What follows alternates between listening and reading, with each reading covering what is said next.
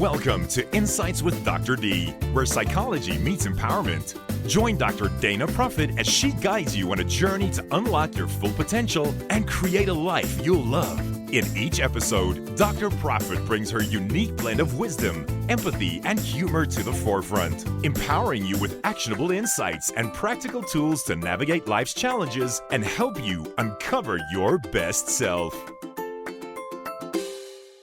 Hello, dear listeners. Welcome to Insights with Dr. D. I'm your host, Dana Prophet, and today we're tackling a subject that's not just about technology. It's about humanity, our purpose, and the choices we make in shaping the future. Artificial intelligence, AI, has become one of the most defining topics of our time. It's in our homes, our workplaces, and increasingly in our minds. But why? Why did we create AI? Why is it rising now, and what does it reveal about the world we're living in? Today, we are going to explore the current zeitgeist, the spirit of the age, and dive into the fascinating and sometimes troubling reasons behind humanity's relationship with AI. We'll look at its history, its moral dilemmas, and what it might mean for our future. So settle in because this conversation is about to get real. Let's start with a question that frames this entire discussion. What is the current zeitgeist? What is the spirit of our age, and how does AI fit into it? You know, right now it feels as though we're living in a paradox. On one hand, we're more connected than ever before thanks to technology. But on the other hand, many of us feel disconnected from ourselves, from each other, and from the natural world. AI has risen in this context, and not just as a tool, but as a response to our collective needs and fears. Some say AI is here to make life easier and to help us work smarter, faster, and harder. But is that the whole story? Or is it also a reflection of deeper issues, like our inability to self-actualize, as Maslow would put it? Maslow's hierarchy of needs tells us that once we've met our basic needs, food, shelter, safety, we start striving for higher levels of fulfillment, love, belonging, esteem, and finally, self-actualization. But what if we've stalled out as a society? What if instead of climbing higher, we become stuck in the lower rungs, distracted by convenience, entertainment, and endless consumption? In many ways, AI has become a stand-in for unrealized potential. It promises to do what we can't or won't do for ourselves.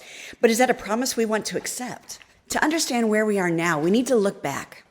AI didn't appear out of nowhere. It's the result of a long history of human innovation, each step building on the one before it. The calculator was one of our earliest tools that could be considered artificial intelligence. It didn't think or learn, but it could solve problems faster than any human. There was also a checkers game built in 1952, which did learn independently. These inventions were groundbreaking in their time, but they were also simple compared to the AI of today. What's interesting is that each of these tools were designed to make life easier. The calculator freed us from doing complex math by hand. And now AI is taking things further. It's not just a tool, it's a collaborator, a partner, and even a decision maker. But as Carl Jung says, technology isn't making life simpler. It's cramming our lives with so much work that we have no free time anymore, and we've lost touch with our spiritual nature. And he wrote this in 1941. Imagine if he saw what life was like now. He would be spinning in his grave. So here's the question. As we've advanced technologically, have we also advanced emotionally, spiritually, and morally? Or have we let tools outpace our growth as people? Let's talk about why we create in the first place. Human beings are inherently creative. We build, we innovate, we dream. But let's be honest, there's also a little bit of laziness in our creativity. Think about it. The wheel was invented to make transportation easier. The washing machine saved hours of manual labor. The internet gave us instant access to information. And AI, it's the ultimate convenience. But here's the paradox. While laziness drives innovation, it can also lead to stagnation. If we rely too much on AI to do the thinking, the creating, and the problem solving for us, what happens to our own abilities? Are we creating tools to help us grow, or are we creating crutches that keep us from evolving? It's a tough question, but one we need to face if we're going to use AI responsibly. Everyone talks about how Google made us all dumber, and that's a bit simplistic, but it does keep us from needing to retain information. Because, hey, we can just go Google it again if we need to.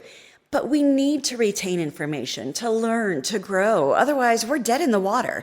And do we really want AI to not only outsmart us, but to do that while making decisions for us?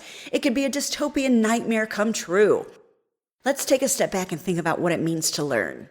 Learning is one of the most defining characteristics of being human. It's how we grow, adapt, and innovate. There are some hallmarks of learning that have remained constant throughout human history, no matter how advanced our technology becomes. The first hallmark is curiosity. It's that innate desire to explore, ask questions, and solve problems. Think about a child learning to walk or talk. They aren't following a manual or waiting for instructions. They're experimenting, failing, and trying again because their curiosity drives them. But when it comes to AI, there's a risk that we stop being curious ourselves. Why? Because AI answers our questions before we even have to ask them. Need to know the weather? AI's already told you. Want to learn how to cook a new recipe? AI's delivered a video tutorial right to your phone. In this convenience-driven world, we risk losing the joy of discovery. When AI gives us the answers, do we stop seeking them for ourselves? Another hallmark of learning is trial and error. This is how humans have developed everything from fire to flight. We try, we fail, we learn, and we improve. But here's the thing. AI doesn't learn like we do. It processes vast amounts of data almost instantaneously, finding patterns and solutions that would take us years to discover. While this is an incredible tool, it also changes our relationship with learning. For example, when you use AI to generate ideas, solve problems, or even create art, you bypass the messy, imperfect process of trial and error. And while this may seem like a time saver, it also means you're missing out on the deeper learning that comes from making mistakes and figuring things out for yourself. So the question becomes, if we are outsourcing the learning process to AI, what are we losing in the process?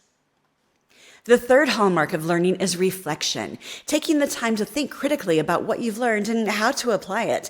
And this is where true understanding happens. AI, however, can shorten this process by delivering prepackaged answers and solutions. For example, when AI recommends a decision, whether it's the best stock to invest in, the fastest route to your destination, or the perfect gift for a loved one, do we stop to reflect on why that's the best choice, or do we simply trust the machine? The danger here is that we might lose our ability to think critically. If we rely too heavily on AI to do the thinking for us, we risk becoming passive consumers of information rather than active learners and thinkers. At that point, we have to let AI take over because we've lost our ability to make choices. And what happens when those systems fail? Well, we still have the skills and resilience to make choices and adapt to a world without them. Now, let's shift gears and talk about the role of media in shaping how we think about AI. Malcolm Gladwell, in his book, The Revenge of the Tipping Point, quoted Larry Gross, who said, "The media creates the cultural consciousness about how the world works and what the rules are." This is especially true when it comes to AI. The media doesn't just report on AI, it shapes the narrative. Think about the headlines you've seen. AI will replace millions of jobs. AI will revolutionize healthcare. AI will destroy humanity. These stories just don't inform us, they influence how we feel and how we act. But is the media telling us the full story? Or is it feeding us a version of events designed to elicit a specific reaction? Deepfakes are a perfect example. They blur the line between reality and fiction, making it harder than ever to trust what we see and hear. Are deepfakes a form of art, a technological breakthrough, or a dangerous tool for manipulation? And what about AI-generated content? Is it just another way for the media to churn out stories faster and cheaper? Or is it something more? These questions matter because they shape how we interact with AI and with each other. Think about iconic films that have shaped our cultural imagination. 2001, A Space Odyssey, Blade Runner, The Terminator, Minority Report, Her, Ex Machina. These movies didn't just entertain us, they planted seeds in our collective consciousness about what the future might look like and what it might mean to coexist with technology. But here's a fascinating question. Are these movies simply reflecting our hopes and fears, or are they actively shaping the technologies we create? Consider this. The video phones in 2001, A Space Odyssey, predated the invention of video calls by decades. The touchscreens and gesture-based controls in Minority Report inspired real-world innovations in user interfaces. Even Star Trek's communicator is often credited with inspiring the development of modern mobile phones. In many ways, movies act as a kind of blueprint for the future. They give us permission to imagine what's possible, and that imagination often turns into reality. But there's a flip side to this too.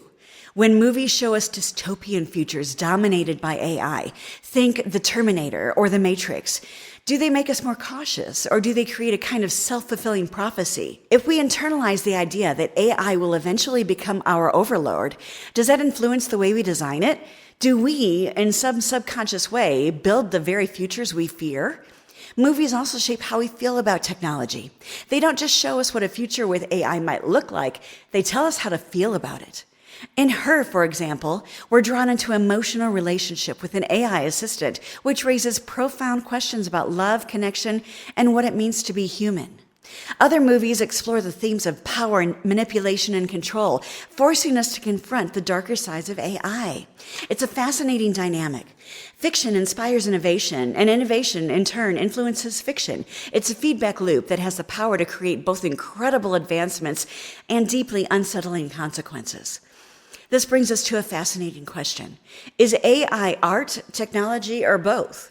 When an AI generates a painting or writes a song, can we call it art? Some say yes. After all, art is about evoking emotion, and if an AI creation moves you, isn't that enough? But others argue that art is inherently human. It's an expression of our emotions, our experiences, our struggles, and our dreams. The danger is that if we start valuing AI-generated art the same way we value human art, are we at risk for devaluing the human experience itself?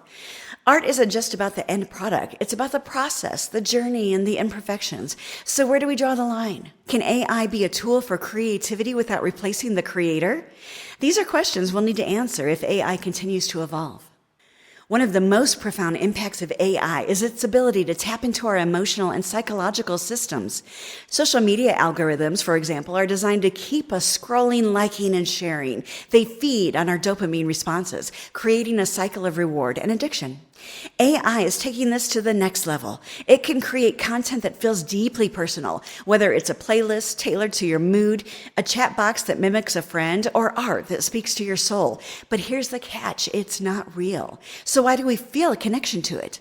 It's because AI is incredibly good at mimicry. It doesn't create, it imitates. And while that can be powerful, it also raises a troubling question. Are we building relationships with machines because we failed to build them with each other? This is where disassociation comes in. As we spend more time in digital spaces and less time in the real world, we risk losing touch with what's real. And as AI becomes more sophisticated, that line will only get blurrier. So let's talk about the moral dilemma of AI, because there are many. Should AI have rights? If it creates art, who owns it? If it makes a mistake, who's responsible? Because, at least at this point, humans still have to prompt AI to generate output. As we continue to dream, innovate, and build, let's remember that for now, we are the authors of the story. The future is unwritten, and it's up to us to decide how it unfolds. The rise of AI is inevitable, but its impact is not. We have a choice in how we use it, how we regulate it, and how we integrate it into our lives. Will we use AI to enhance our humanity, or will we let it replace the very things that make us human? Will we confront the moral dilemmas head on, or will we sweep them under the rug? The answers to these questions will define the next chapter of our story. And as we stand on the brink of this new era, one thing is clear. The future of AI isn't just about technology. It's about us.